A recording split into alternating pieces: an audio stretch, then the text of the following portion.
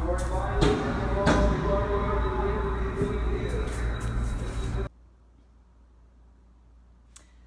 YouTube, and welcome back to my channel, A Traveling Knitter. I'm your host Steph, and I'm podcasting to you from the heart of downtown in Columbus, Ohio. It is June 7th, and it's been a pretty shitty week.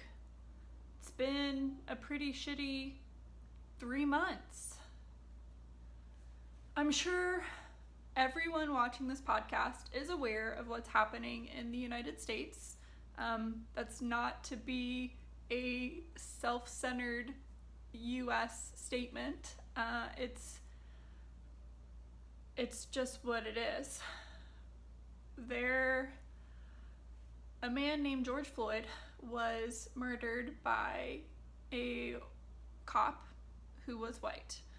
And it took, 2 days, 3 days for there to be charges brought against him, and then later charges brought against the other 3.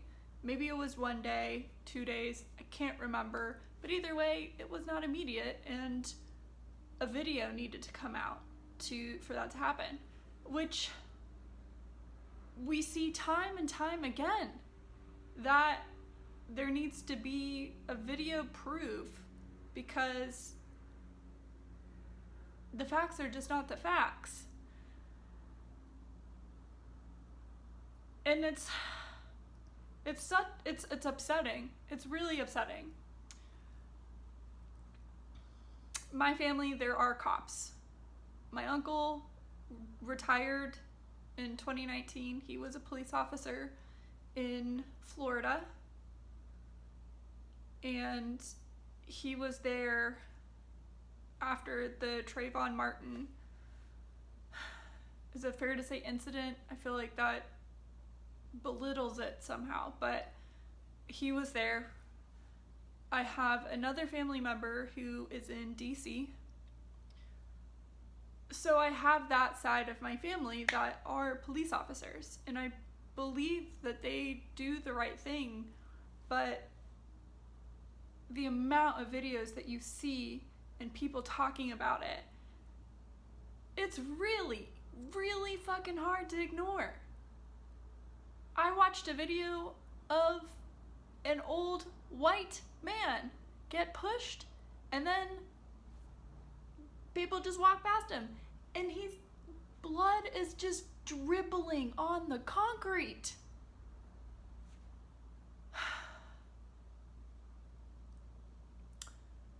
And I've had people, tell me, or when we're talking about this, well, things are being thrown at them, they're being attacked.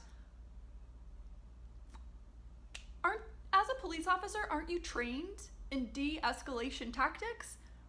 Your job is to not react. And I genuinely feel like when there's so much energy, you get caught up in it. And you push someone a little too hard. And that's not okay. Like, I'm not saying that that's an excuse, but it's happening. And I feel like I'm not saying any of this eloquently. But what I've been watching outside of my window has been horrible. Watching police in formation, like military formation, just makes me feel like I'm watching a video out of China or South Korea. This is the United States, the land of the free, the home of the brave, and that's fucking scary out there. Before this, I had never seen I had seen tear gas before. I went to OU. There were fests, we had police and riot gear, but it was not to the extent of what this is. I didn't realize that they shoot them out of what looks like a bazooka. It's like this tube, and it goes boom, and there's fire out the end of it, and then it shoots a canister. I did not know about that because I'm a naive girl. I'm a naive white girl who doesn't have to deal with this stuff. And so when it's put in your face, it's upsetting, it's scary, and it's not okay. There has been too much police in Columbus. Too much. I was out there Thursday night with the protesters. And when we say peaceful, they're screaming, they're yelling, they're shouting, but they are not hitting, they are not damaging things. They are just there because they're upset, and they have every right to be upset. And then I started to feel uncomfortable, and so I left, and 5 minutes later, their police were throwing tear gas and were shooting rubber pellets and wooden bullets into the crowd. I left 5 minutes before that happened, and I know because I have been stuck on Twitter watching video, and I've been on Snapchat because you can click on the city and you can see what's happening, and there's timestamps for it. So then I have footage of, like I said, police in formation on my street, and they're yelling over a megaphone, and it's so surreal. It doesn't feel real. And then we went into a curfew, which, again, land of the free. We're in a curfew? And it's like 20-some, 30-some cities are also under a curfew?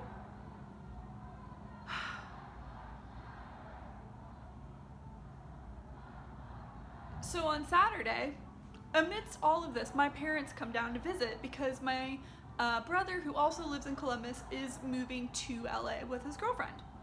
And with coronavirus, because let's not forget, coronavirus is still happening, they wanted to come see him before he left. And I'd called them and said, hey, heads up, have you looked at the news? Because it's not a good time to visit right now, but I understand, you know, he lives a little bit further away, so let's maybe not stay at my apartment. Either way, you're not going to get much sleep because I haven't. I'm actually wearing concealer because I literally am not sleeping. So yeah, my parents come, and I decided to leave my car here. It's in like a gated area, and they picked me up, and then I went over to my brother's, and this is the first time that I've left my apartment for longer than 2 hours and have been with people, other than my hike that I went on with my friend where we were outside. So this is the longest I've been with more than one other person.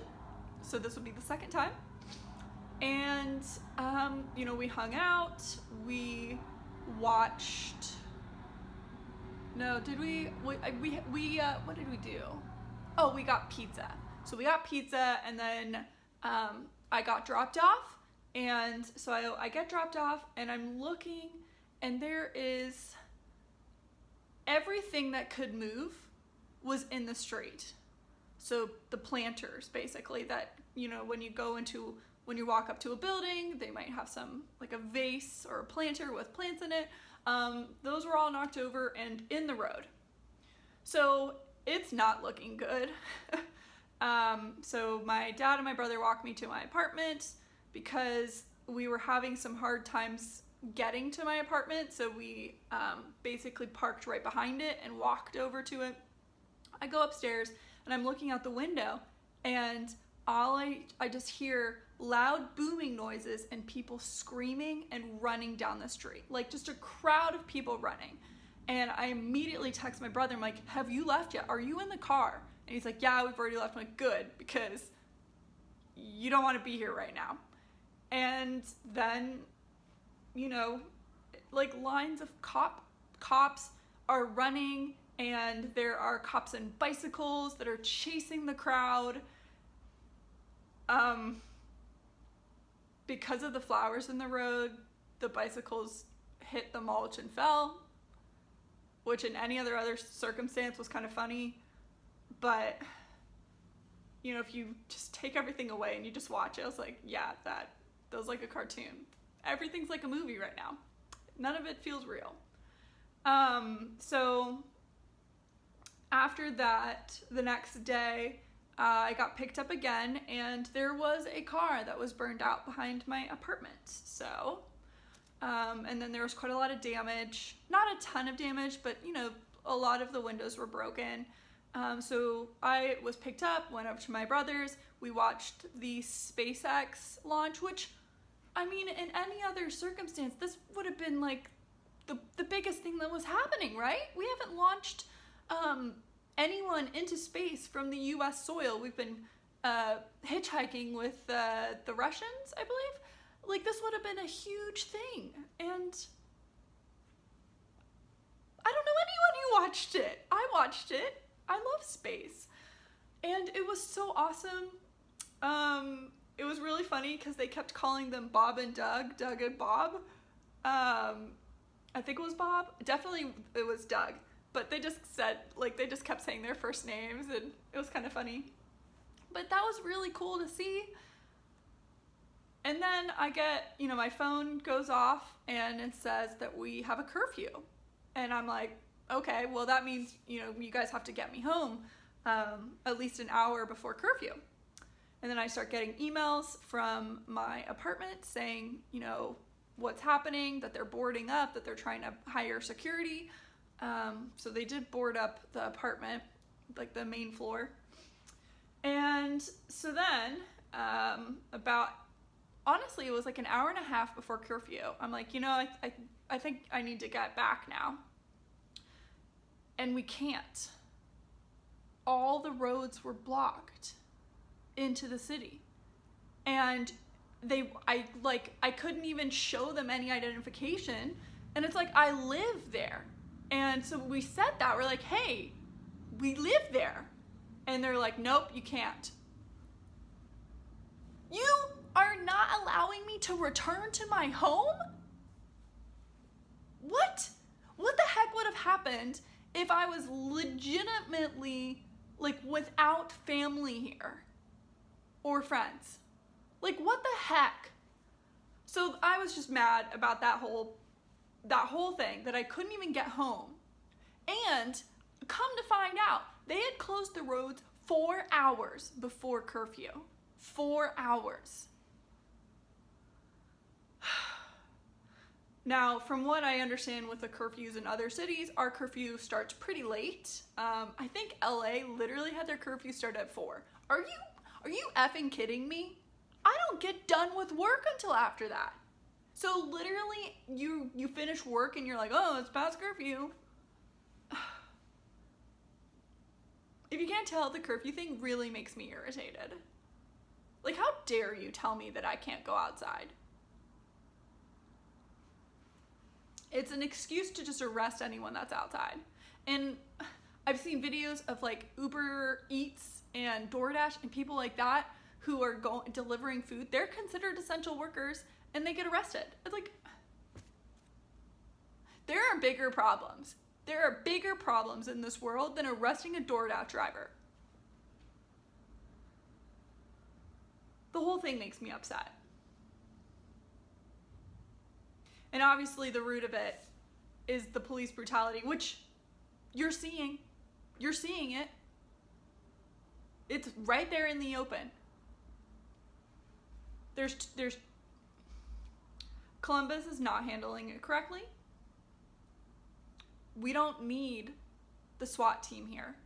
We don't need the National Guard here. We don't need police officers in riot gear here.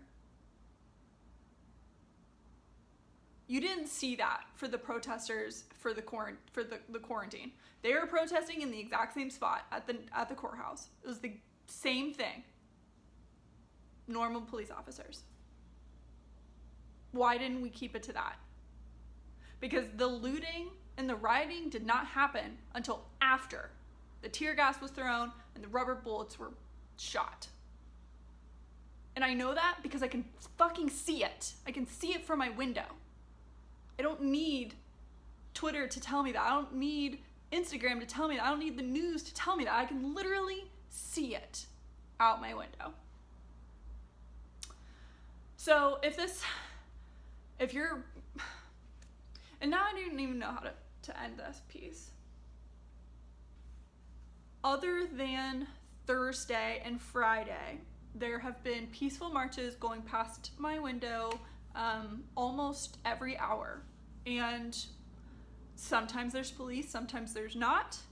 And then this weekend, again, I was playing board games with one of my friends on the internet, and she lives 2-ish, 3-ish miles away from me, and she could hear it as well. And, you know, we'd be playing and I would stop and, you know, like, can you hear that? She's like, no, like, well, it's definitely the sounds of, like, them shooting stuff.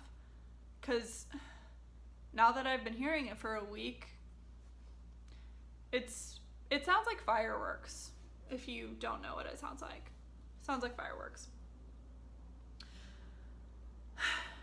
So as a white female, what am I doing? Now is not the time to be silent. I honestly don't post a ton on my social medias, so it feels really weird to just all of a sudden blast my social medias with Black Lives Matter and all of the things that go along with it. The black boxes. I did see that, and I actively decided not to participate because I feel like changing your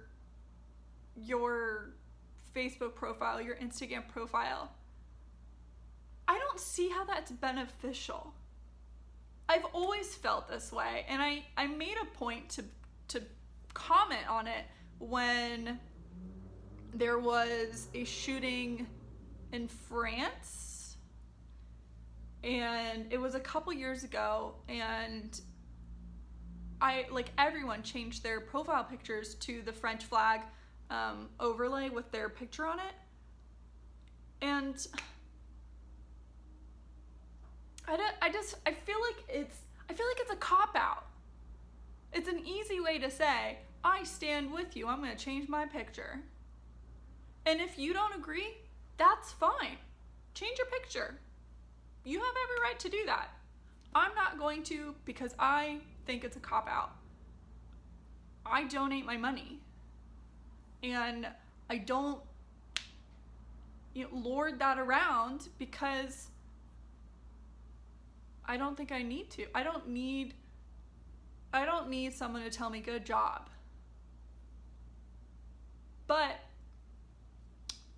I think too that people need to know that I am doing it. It's just, it's a weird thing. Like you need to amplify other people's voices. You need to amplify Black people of color, and people of color in general.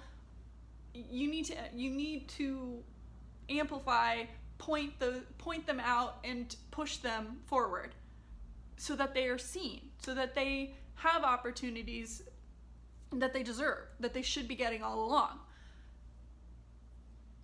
But if I say, I donated to this person, I donated to this person, I donated to this person, it doesn't make me feel good. It kind of makes me feel skeevy. So I'm just gonna say it now.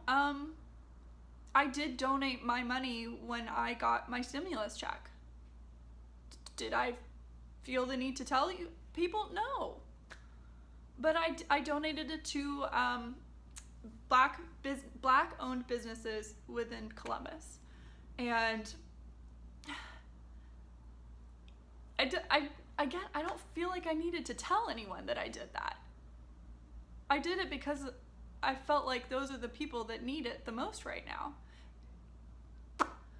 So yeah, if you sat through these 20 minutes of me just blathering along and not really knowing how to articulate what I'm thinking and feeling, then thanks. If you didn't,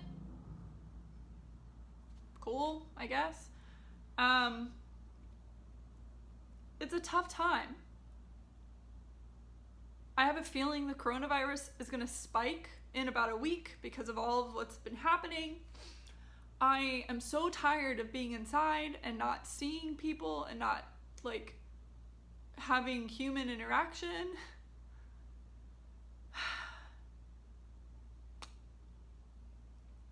And I think it's going to go on much longer because where's our leadership? Who's doing anything?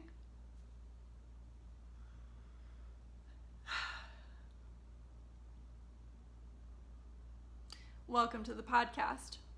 Normally I don't do this, but it needed to be done. And I guess we're gonna pivot. How do you pivot from this? I don't know, but we'll try. Welcome to the podcast. I did put a timestamp, so if you did not want to listen to me talk about what's happening in our country, shame on you, but that's your prerogative. Okay. Now to be happy. Welcome to the podcast where I talk about knitting, reading, crafting, random stuff that happens in my life. So I dyed my hair purple. I don't remember if it was purple in the last podcast, but I dyed it over 2 weeks ago. I don't know how I feel about it, to be honest. Well, I do know that I'm just so sick of the length. I want it to be probably right up here. So what is that, like 8 inches? Yeah, I want it gone. It's hot. The hair is hot. There's a lot of it. Excuse me. There's a lot of it. Okay, let's jump into completed objects because you can see it here, I'm so in love.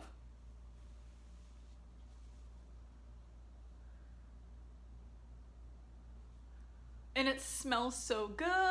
I couldn't find my eucalyptus soap, which I'm trying to use up. So I used a Tuft Woolen, and it didn't have the name. I like to buy the Tuft Woolen samples.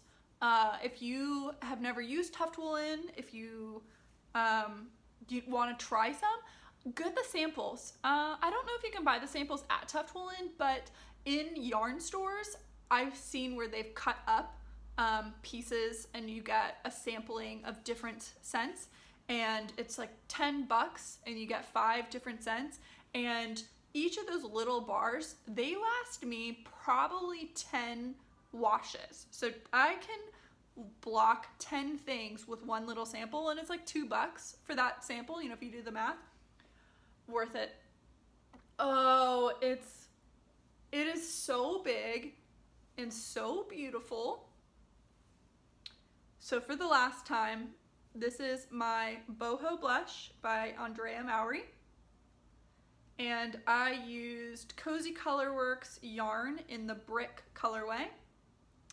It looks like tweed, but it's not. Those are speckles. And I ended up making it bigger than the pattern says. So basically what I just did was I did more of the brioche, like 2 or 4 extra rows, and then I did more of the garter. So I ended up having close to 600 stitches. I think this is the biggest shawl to date that I have made. So with having almost 600 stitches, that meant I needed more tassels. The one thing I would say about this pattern, if I could give a complaint, which I'm going to, is that there wasn't direction on how to place your tassels. So what I decided to do was I started on this end, added a tassel, and then I counted 5 stitches and put it on the 5th stitch. So these are spaced out by every 5 stitch. And so what I ended up having to do was have almost 100 tassels. Maybe it's more, I don't know. I just know I did 74 and then I did at least 30 more, so. Oh, I am so excited for this. And what's really awesome is that this looks very similar to the sample. The color is very similar, and I am loving it.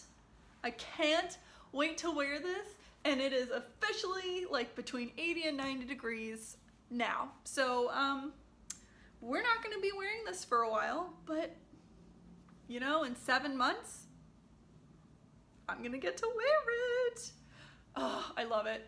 I can't wait to, I'm just like tossing this around because I love it. Look, I mean, oh, yeah, so I can't wait to take finished object photos of it because I'm so in love. And you can see my stitch marker of where I was at last time, which was pretty much just the garter. So now we can take it off. Oh, I'm so excited. Love it. Now on to current objects or current quests. So the next thing I'll talk about is in this really awesome bag, and it is my Soldotna, and we are making quite a lot of progress. I think I've got maybe 10 more rows until I am done with the color work top portion. Okay, I have some thoughts. One, I am loving knitting this because it is going so fast, but it looks kind of Christmassy. When I bought the colors and I was holding them together, it did not have so much of a Christmas vibe, but now it does. I'm not super mad about that because you know what? I'll just have a Christmas sweater. That'll be fine. And then maybe I'll knit this again because I am really liking this. So depending on how it fits, maybe I'll knit another one. Because right now it's looking pretty dang Christmassy. This is where I was at last time. So I've done all of this. And what's really kind of cool about this is I have only worked on this while on conference calls. So all of this was conference calls this past 2 weeks. Has it been 2 weeks or has it been 3 weeks since I podcasted? I can't remember. Again, I put the information, but Soldotna is by Caitlin Hunter of Boylan Knitworks, and this is a DK pattern, and I'm using 4 colors, and it is by Deep Dyed Yarns or Deep Dyed Fibers. I constantly forget, and I don't have the ball bands again. Oh yeah, I do. Deep Dyed Yarns, and her DK weight is called Still. None of them have colorway names, but there is a coral color, a green, almost a pink tone white, and then this burgundy color. Very much enjoying that.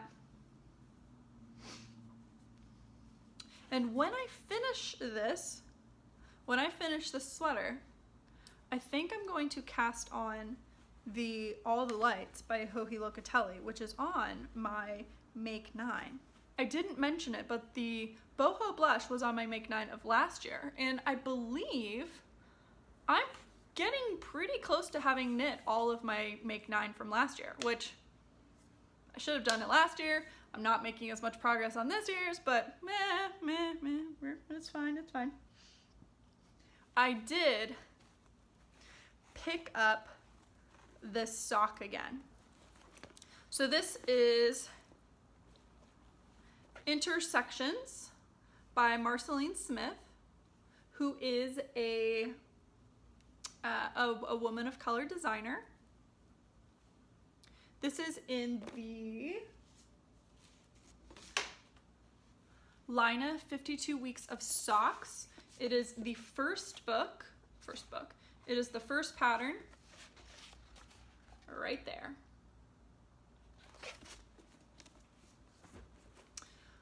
So I've done the gusset, the heel turn. I don't know what it's called when it's toe up, but I am now onto the leg. So leg and then ribbing, and then I'll have a sock done. This is Regia Perfect in the 07096. Yeah, colorway. It's like a gradient, so you've got, and it's pretty stark where the gradient color changes are. More than I thought it would be. Here's what it looks like in the skein. And oddly enough, I'm actually enjoying knitting on the Magic Loop. I quite like how flat it makes it, because you're not knitting in the rounds. So I'll definitely knit the second pair on Magic Loop. And there's the stitch marker of where I was at when I last knit on this, which was a while ago. So we'll move it up. I've made lots of progress on lots of projects this time around. Maybe I'll have a sock done on the next podcast. Who am I kidding? Probably not.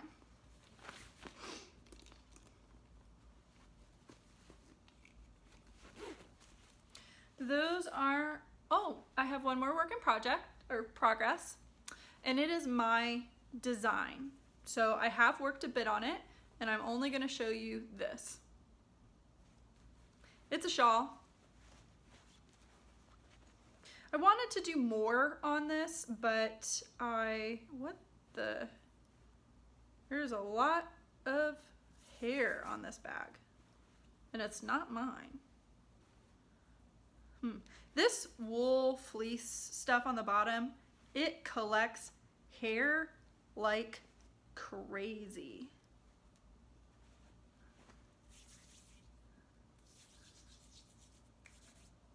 Ugh. Can you even see that? Yeah, you can. I love the bag though. I really do like it. So yeah, I have worked on this as well, which I'm not going to show you the progress on that. For On the Horizon, I do have two things, and I am very excited for both of them. The first one, I have caked the yarn up for both, and I'm going to pull those out. These are Sun Valley fibers, and it is a 3-color cow set. So they're merino cashmere nylon, and here they are. So this is going to be the 3-color cashmere cowl by Joji Locatelli. And oh no. Okay, so the colors are,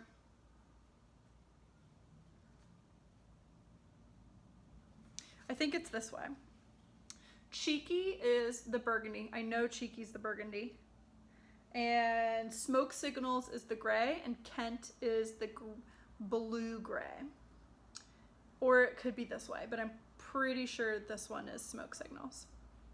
So those are going to be the 3-color cashmere cowl, which I plan to cast on today. I plan to cast on both of these today to just get them started. And that is in this bag by Freckled Whimsy. I believe this was the second project bag that I ever purchased. Second or first.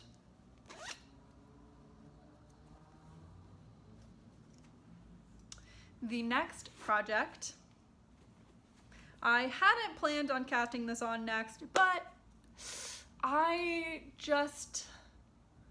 felt like it.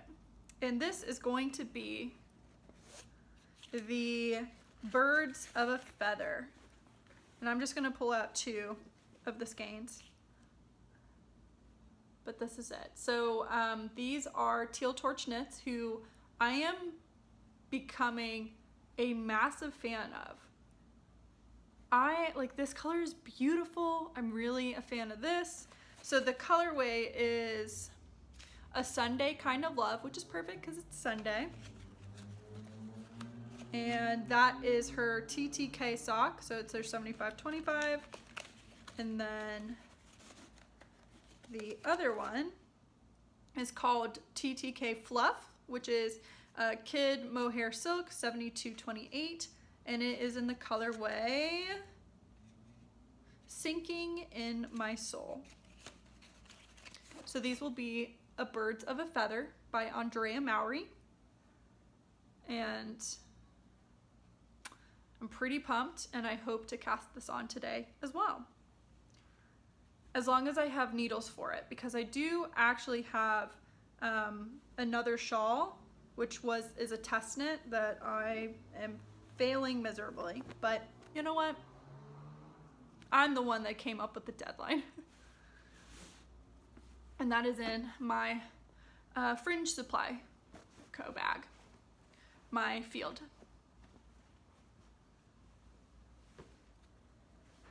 So that is what is on the horizon. I did purchase something.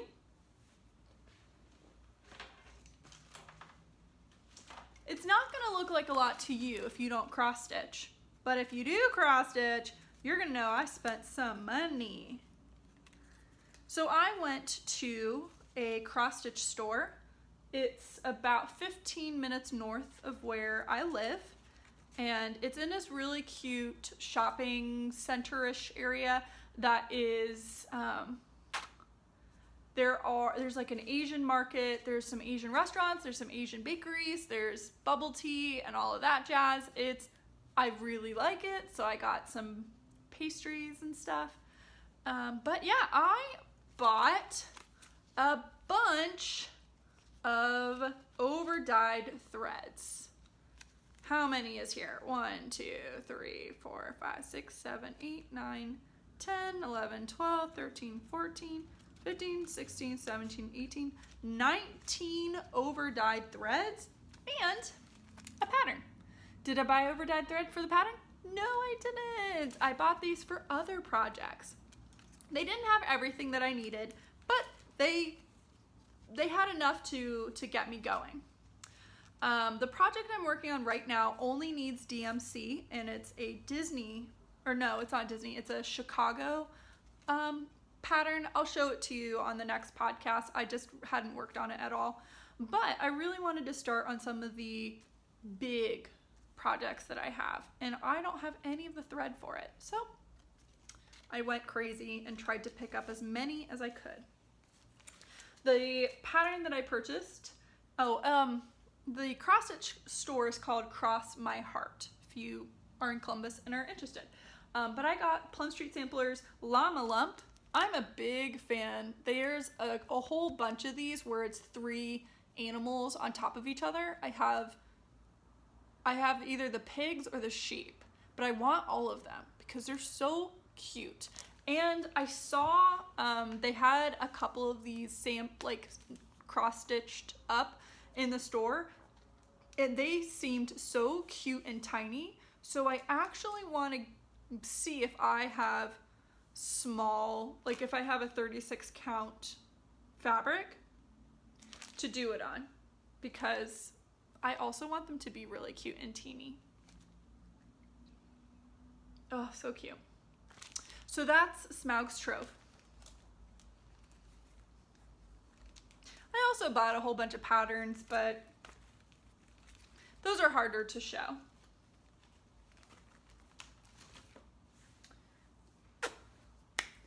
The next segment is a novel idea, which is where I talk about the books that I've read since the last episode. And I have finished only one book. I'm so close to finishing another one, but here's the one I finished. It is All the Crooked Saints by Maggie Stiefvater. This one's signed, and to me, I saw Maggie Stiefvater at the Dayton Library. She gave a talk and signed her books, and it was talking about this one. I'll be honest, this was weird and kind of boring. I gave it 3 stars because it was weird, but I didn't give it 4 stars because it was boring. The premise of the story is you've got this family, the Sorias. They live at Bisho Raro, and it's like this compound, and their family has this unique ability of performing miracles. And the miracles are kind of like, they it's not that they solve a problem, or like troubled people come to them and say they need a miracle. And when they perform the miracle, there are two parts to it. The first part is a lot of times like an actual version of what's wrong with you. And then the second miracle you have to figure out yourself, and it gets rid of whatever that problem is. So like an example is one of the people that came for a miracle, she perpetually has a rain cloud over her. So she's constantly has rain falling down on her. And so that's supposed to symbolize something that she has to figure out and then cure herself, and then she will have completed the whole miracle cycle and become a better person. So that's essentially what the setting is. And you have one person in the family who is that miracle giver or blesser, the one who performs the miracles, and something goes wrong, and he is now no longer in the picture, and the rest of the people are just trying to solve the problem. So it was definitely weird. It's very easy to read. It was very quick to read. I think it took me maybe 3 or I would say maybe 4 to 5 hours to read this whole thing.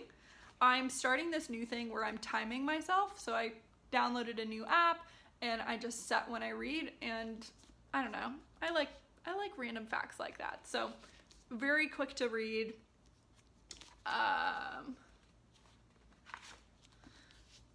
Similar in style to her other books, I would say. I've only read her, are they called the Shiver trilogy? It's the one with the wolves. So this, nothing to do with that, completely different universe. And this is YA. If you could not tell or were unaware, this is YA. Maggie Stiefvater writes YA.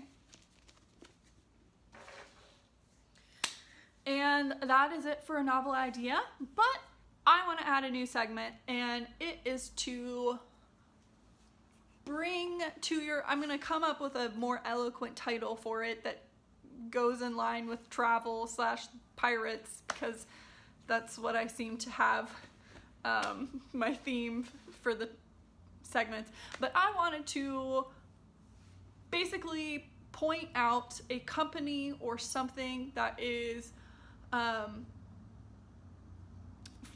owned by a person of color, preferably female, but I'm not going to set that limit on myself yet.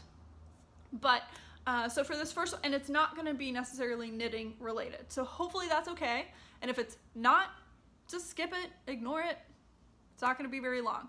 But I feel like I want to point out more than just fiber knitting related content that is Black person owned, person of color owned, all of that. So for the first segment, I love makeup. I love makeup. I don't wear it every single day, but I just really like it. And I think I've talked about that a couple times on the podcast, that I'm a big makeup person. I watch a lot of makeup videos. Would I ever be a makeup YouTuber? No. I have acne. I'm almost 30 and I still have acne. I still struggle with acne. It's so much better now, but my skin is just not good enough to do really close-up shots. And maybe that's what the beauty community needs. People with gross skin like me. But either way, so the company I wanted to talk about is Beauty Bakery. It is a bit more of an expensive brand, but I wouldn't say it's super expensive. You're not going to find this at Target or Walmart or what other places, like Kroger. You would either need to go to the bakery or Beauty Bakery website, or they do have a store in California, or Ulta. Ulta does carry them. I don't think Sephora does. Which, if you have to pick between Sephora and Ulta and you aren't if you're not like into beauty, or you don't seek that information out and you just want to know where should you go, Sephora or Ulta, if the brand is carried in both, go to Ulta. Ulta, you're gonna get a better bang for your buck because of the point system, but either way. Beauty Bakery is a Black-owned company. Her name is Cashmere Nicole, and she has a daughter, and I believe her daughter is involved with the company, and so it's kind of a family-run business, and their packaging is adorable. The products are really good too. So the thing that I have from Beauty Bakery is their flour, which is a setting powder. Again, I have very oily skin, which, can you see? This stuff is really good. I did use it today. This stuff is really good. So it's a setting powder. So after you put foundation on, you would put this on, and it helps your foundation from slipping and sliding everywhere. So it mattifies it. It keeps it in place. It keeps it from being super, super sticky. I'm a big fan of this. I have the translucent powder. They do have them in color. So if you would prefer to have a tint to it, a bit more like a foundation, you can get that as well. I prefer translucent powders myself.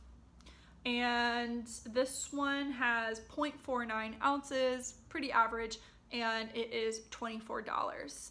The packaging is adorable, and it does have mine. I'm not sure why it does this, but it has a twisty thing here so that I can open it. So here it is open, so you can actually, I don't know if you can see, but there's a whole bunch of the powder, and then I can turn it and I can close it. And typically what I do is I put the powder in here, and then I dip my brush and wipe it all over my face. All of their packaging looks like a bakery. So when you buy this, it's actually gonna come in a little tiny bag that looks like a flour bag. It's cute. Their lipsticks, they have like liquid lipsticks. I don't own any, but I have swatched them in the store, and they're really nice. But they kind of look like whipped cream inside of a glossy tube. And their eyeshadows, they are themed. And they also have a blush palette that it's like cotton candy themed. And so on the cover, it's got little poofs of cotton to look like cotton candy. So it's just really cute. So yeah, this is what I'm gonna do. Hopefully you like the new segment. If you don't like makeup, that's fine. I'm not gonna talk about makeup every time. I'm gonna talk about books. I'm probably gonna talk about candles and a whole bunch of other things. So just my small way of amplifying voices, though they're in Ulta. I don't know if they need my amplifying, but if you've never heard of them, now you have. Beauty Bakery. Okay, so that's the end of the podcast. Normally I talk about what I've been doing in my since the last time we spoke. I feel like I already talked about all of that at the beginning of the episode.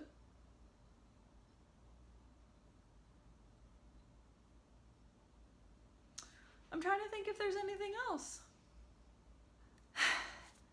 Today, we did reach 200 subscribers, which I should have, normally I would start off a podcast with that, but I felt like the Black Lives Movement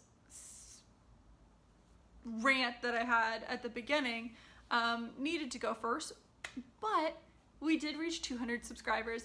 Thank you so much. It means a lot to me.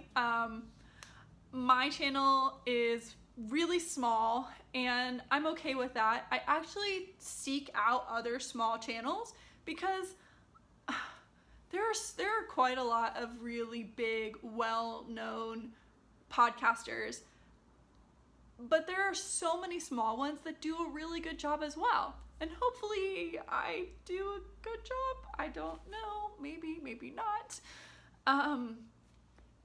But it really does mean a lot to me. So thank you so much. If you were unaware, I do have a Ravelry group. Not much goes on there, but I'm gonna do a giveaway.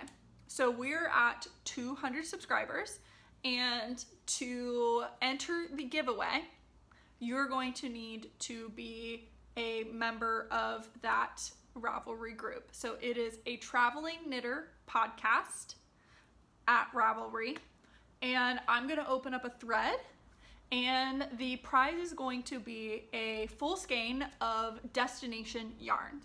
So Destination Yarns is a yarn company that is based in Cleveland, Ohio, and she has an Ohio collection, and unfortunately most of it's sold out.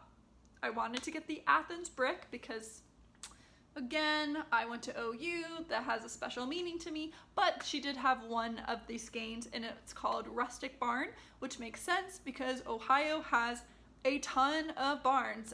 We actually have a bicentennial barn. I think it was 2002.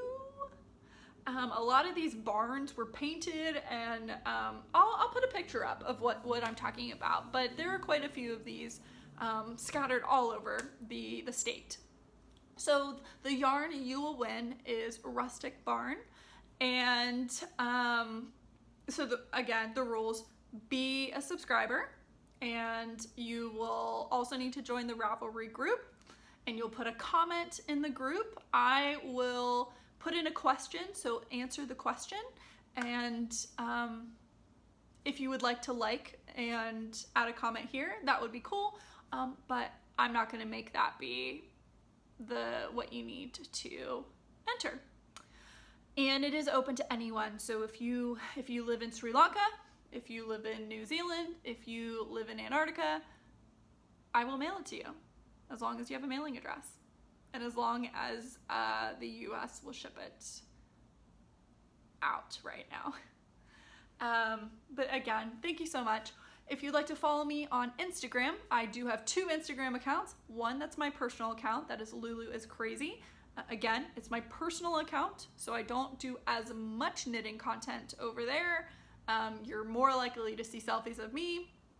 If you would like to follow the podcast, that is a Traveling Knitter podcast on Instagram. If you like my book chats, then do follow me on Goodreads. If you have never heard of Goodreads, I'm about to open the world for you. Goodreads.com, fabulous website. App is really good too. I am Lulu is Crazy on there as well, and same thing with Ravelry. We have the podcast group, but if you would like to friend me on there, my user is Lulu is Crazy. Thanks so much, guys, and I will talk to you later. Bye.